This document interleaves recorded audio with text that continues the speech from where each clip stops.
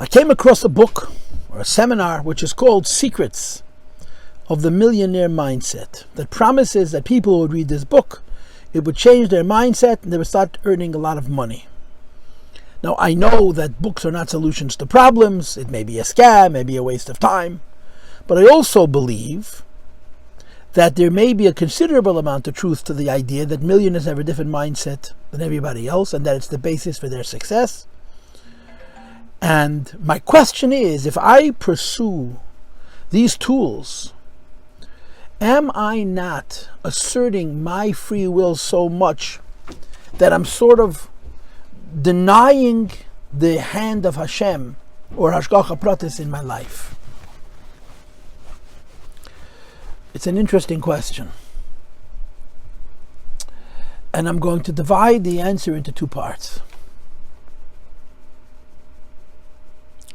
The first part is that making money, earning a living, as long as it's kosher, legitimate,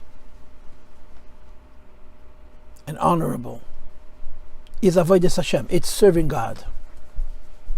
It's not a means to an end. It's not that I go to work and earn money so that I can give tzedakah, so that I can learn at night, so that my children can go to school. Every activity a human being engages in, if they engage in it correctly, they're serving God. Because there's a kosher and an honorable way to do these things.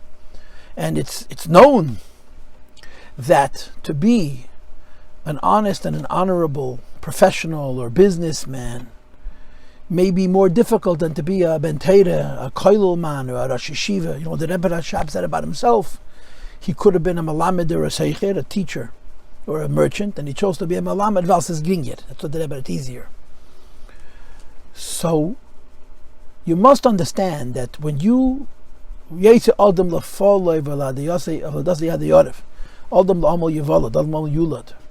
to work to earn parnasa, that is avodas Hashem. So the whole question of it's too much or it's too little, there's a famous film of a Yid who comes to the Rebbe, a very wealthy man, who sold a large business for a lot of money, and then the people he sold it to ran the business into the ground, and they sold it back to him for pennies on the dollar. So he ended up with all of this capital plus the business, and he says to the Rebbe straight, when is it enough? Wie viel the shir? And the Rebbe says, there's no such thing as stopping to live. You're a businessman, so you work. The idea that I don't work because I have enough money assumes that you're working just to make money. You're working because you're alive. Now, what you do with the money is your choice. You can give lots of tzedakah. And as the Rebbe explained to that man, what you choose to do with your time, whether you choose to be creative or you choose to do what you're familiar with in the world of business, is your choice.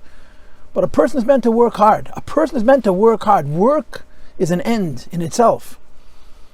And if a person has an umnus, has a skill, and they're in the full state of health, they must appreciate that what they're doing is avodas Hashem, and therefore you don't stop working. You just do better things with your earnings, you work in a better direction, and so on. Accordingly, since work is avodas Hashem, whatever tools a person could use to help him get ahead in his parnasa, assuming the tools are legitimate and they're kosher, is consistent with avodas Hashem, because a person has to use everything at his disposal to serve Hashem the best. And in this case, a person has to use every tool at his disposal to serve Hashem, as they call it in Torah, as being a zavulun, as a supporter of Lemdei Torah. The idea that I have to let Hashem be my partner in business, and I therefore should allow things to remain random or subject to chance, is wrong. It's wrong because Hashem created the world, and Hashem created our mind, and Hashem created our ability to develop greater skill. And Hashem wants us to use everything at our disposal to advance in all of these ways. In no way does that take away from the fact that HaKadosh Baruch Hu runs the world. And the Gemara says, the Mishnah says, Ein lach meno umnus she'ein la meno ashiris meno aniyas. There is no vocation, there's no profession that does not produce rich people and poor people. There are rich doctors and there are poor doctors. There are rich lawyers and there are poor lawyers. There are rich real estate brokers and they're poor real estate brokers. And of course we would like to say that the rich ones are more successful because they're better at it and they're hustlers and maybe that is honest. But the Eibishter runs the world, and if the Eibishter doesn't want, you could use all the tachbulas you want, you're not going to succeed. And the Eibishter does want, you use the fewest tachbulas and you'll succeed. But the person's role in this is to be honest and honorable and hardworking. And if hard work means to acquire new skill, acquire a new skill. And the parnasa is not going to come as you acquired your new skill because you read a book on the mindset about being a millionaire. Your parnasa is going to come because the Eibishter gave it to you.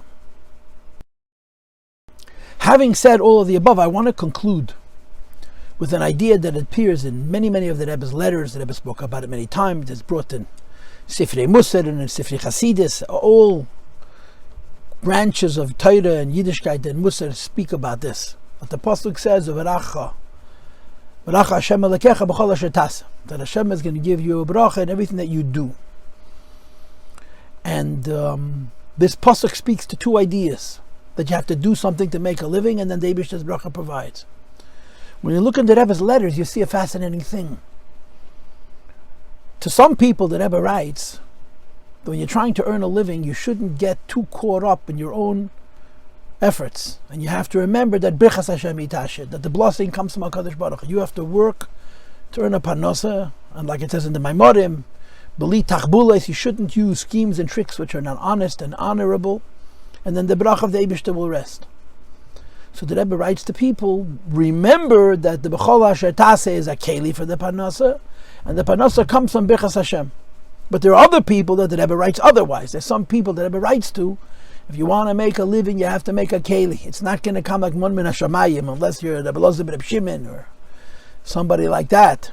For most people, if you're going to make a parnasa, you're going to have to work. And he tells them, go to work and work hard and be honest and be honorable and live within your means and and so on and so forth.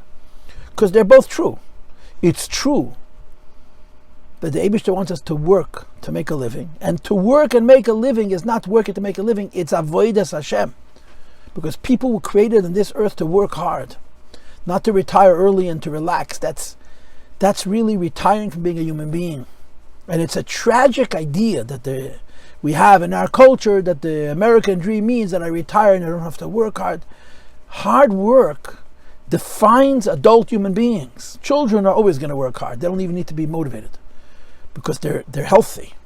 As we get older and the Yetzer Hara kicks in, we would rather not work hard. So most people don't have a choice. Their parnasa forces them to work hard. Some people have done so well so they can afford not to have to work hard, and hard work becomes for them a choice. And if they choose not to work hard, they corrode, they rot, they fall apart as human beings. I'm not saying as millionaires and as pleasure pursuers. Hard work is very, very important in its own right.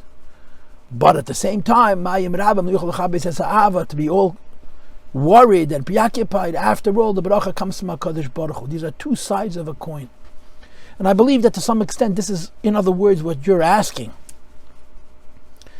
You have to be honest and honorable in your parnasa dealings. And no matter how hard you try and how much effort you put in, your success is not going to be because you used your free will. Your success is going to be because the Eibishter brought blessing to your efforts. And of course, I'm sure you know that part of what a person needs to do in order to earn a parnasa is to be a Fruma Yid. That the times of davening are the times of davening, and the shurim of Torah, the shurim of Torah. And they're not just, like the Rebbe says, not just a kfiyas bizman, a kfiyas benefesh, and so on.